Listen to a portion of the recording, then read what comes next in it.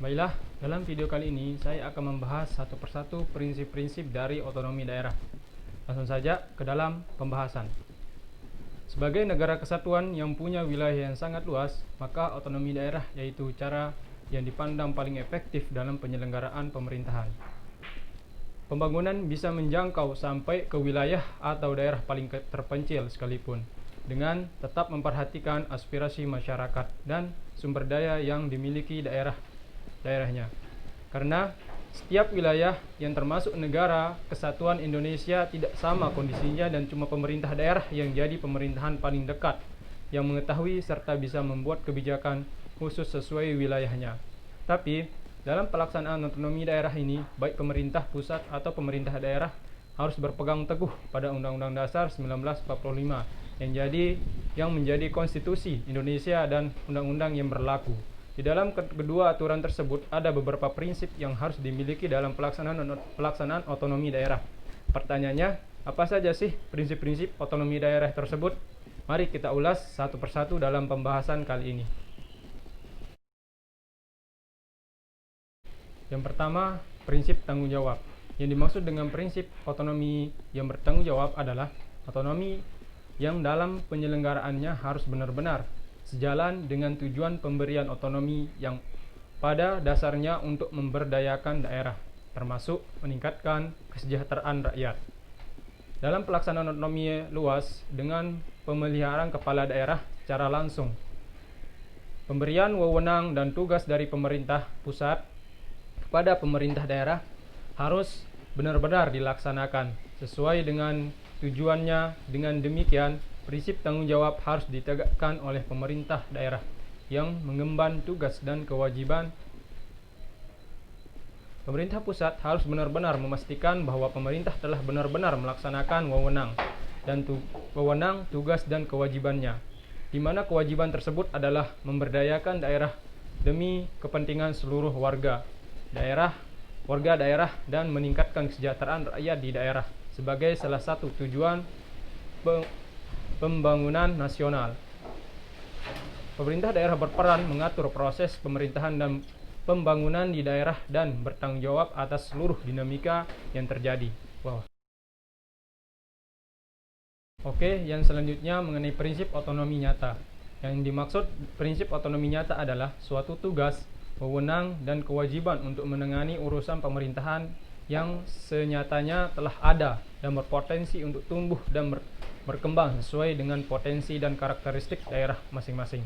Indonesia dengan keluasan wilayah dan ribuan pulau mempunyai banyak keragaman pada masyarakatnya, mulai dari keragaman suku, agama, budaya, dan nilai-nilai tradisional. Oleh karena itu, otonomi daerah mempunyai prinsip nyata, yaitu sesuai dengan situasi dan kondisi objektif wilayah masing-masing, di mana situasi dan kondisi wilayah tersebut akan berbeda satu sama lain. Daerah diberikan kebebasan, kewenangan, dan kewajiban yang dilaksanakan secara nyata sesuai khasan daerah yang dikuasainya. Pemerintah pusat hanya memberikan kebijakan secara garis besar dan pemerintah daerah yang mendefinisikan sendiri sesuai kemampuan daerah. Selanjutnya yaitu yang ketiga mengenai prinsip otonomi daerah seluas-luasnya. Prinsip otonomi daerah yang ketiga adalah prinsip dengan kewenangan seluas-luasnya. Artinya, di luar urusan pemerintah pusat, pemerintah daerah diberikan kewenangan seluas-luasnya. Daerah mempunyai kewenangan membuat kebijakan daerah sendiri sesuai aturan yang berlaku. Yang terpenting, kewenangan yang dilaksanakan harus sesuai aturan yang berlaku dengan penuh tanggung jawab untuk kepentingan masyarakat. Kewenangan pemerintah daerah tersebut mencakup semua urusan pemerintah kecuali politik luar negeri, agama, keamanan, keuangan, peradilan, serta fiskal nasional. Yang selanjutnya, yang nomor 4 yaitu mengenai prinsip dinamis. Prinsip otonomi daerah pada pokoknya tiga hal yang telah disebutkan di atas. Adapun prinsip-prinsip lain merupakan prinsip tambahan, diantaranya adalah prinsip dinamis. Dalam prinsip dinamis diharapkan proses penyelenggaraan pemerintah pada daerah terus bergerak maju mengikuti perkembangan dunia saat ini. Apalagi saat ini dampak globalisasi hampir tidak dapat dibendung. Penyelenggaraan pemerintah daerah berprinsip dinamis dengan memperhatikan hal tersebut, mengambil segala dampak positifnya dan melindungi masyarakat dari segala dampak negatif. Misalnya, penyelenggaraan pemerintah dengan mengoptimalkan peranan teknologi informasi sebagai prinsip dinamis menyesuaikan dengan globalisasi, namun di sisi lain pemerintah ikut aktif memerangi penyalahgunaan bahaya narkoba bagi generasi muda yang kian marak karena semakin mudah masuk ke wilayah mana saja berkat teknologi.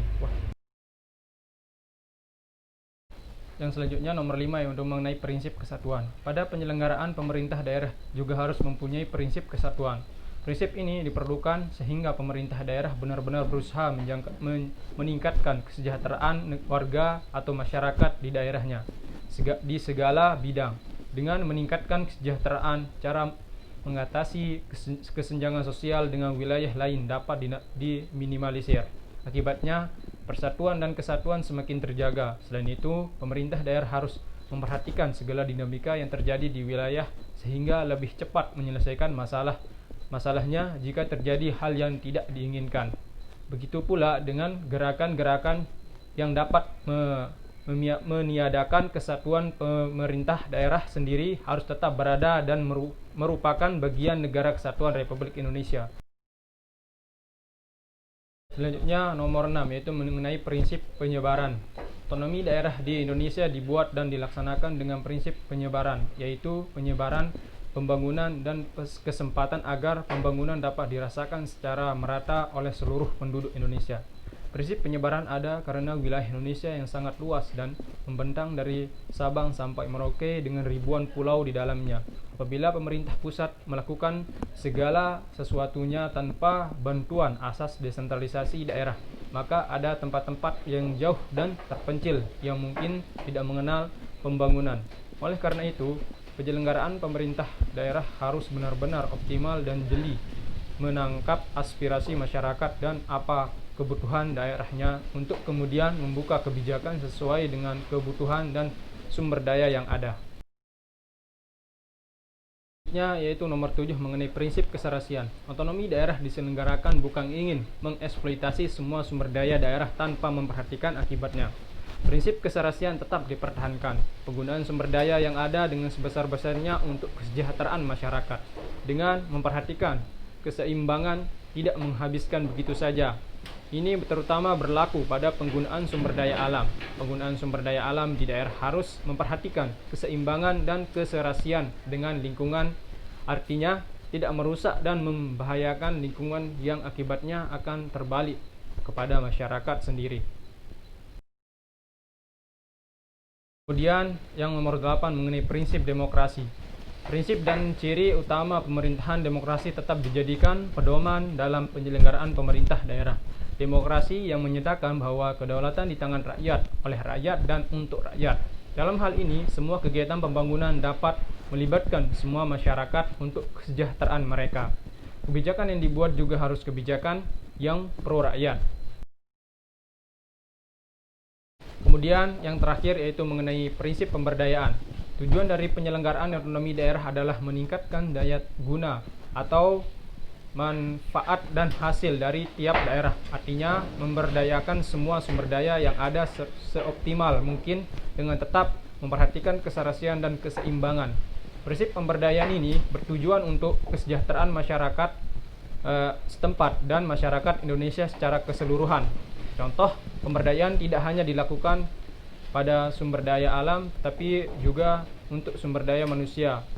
Sumber daya manusia ini dapat diberdayakan apabila pendidikan dan keterampilannya ditingkatkan. Berarti kebijakan peningkatan pendidikan yang terkait dengan mencerdaskan kehidupan bangsa adalah salah satu fungsi dan prinsip-prinsip otonomi daerah.